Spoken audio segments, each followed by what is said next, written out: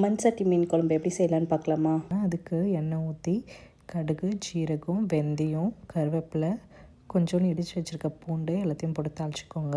அதுக்கப்புறம் ஒரு வெங்காயம் நல்லா சாப் பண்ணி வச்சுருக்க வெங்காயத்தையும் இது கூட ஆட் பண்ணி உப்பு லைட்டாக ஆட் பண்ணிக்கோங்க. சீக்கிரமாக வதங்கிடும். ஒரு தக்காளியும் சாப் பண்ணி ஆட் பண்ணிக்கோங்க. இந்த அளவுக்கு வதங்கினதுக்கப்புறமா முருங்கைக்காய் ஆட் பண்ணிக்கோங்க. முருங்கைக்காய் ஆட் பண்ணி 1/4 டீஸ்பூன் மஞ்சள்தூள், மிளகாத்தூள், கொத்தமல்லி தூள், அப்புறம் மீன் மசாலா தூள் ஆட் பண்ணி நல்லா வதக்கி விட்டுக்கோங்க.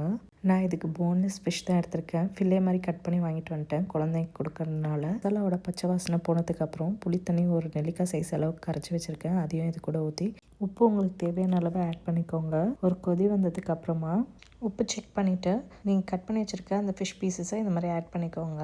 உங்கள்கிட்ட மாங்காய் இருந்துச்சுன்னா மாங்காய் ஆட் பண்ணிக்கோங்க. ஜென்டலாக மிக்ஸ் பண்ணி மேலே கொரியாண்டர் லீவ்ஸ் போட்டு ஸ்விட்ச் ஆஃப் பண்ணிவிடுங்க ஃப்ளேமை. அவ்வளோ டேஸ்ட்டாக இருக்கும். ட்ரை பண்ணி பாருங்கள். ட்ரை பண்ணி பார்த்துட்டு உங்கள் ஃபீட்பேக்கை எங்கள் கூட ஷேர் பண்ணிக்கோங்க. நீங்கள் நம்ம சேனலை இதை ஃபர்ஸ்ட் டைம் பார்க்குறீங்கன்னா மறக்காமல் ஃபாலோ பண்ணிக்கோங்க. யூடியூப்பில் பார்க்குறீங்கன்னா மறக்காமல் சப்ஸ்கிரைப் பண்ணிக்கோங்க.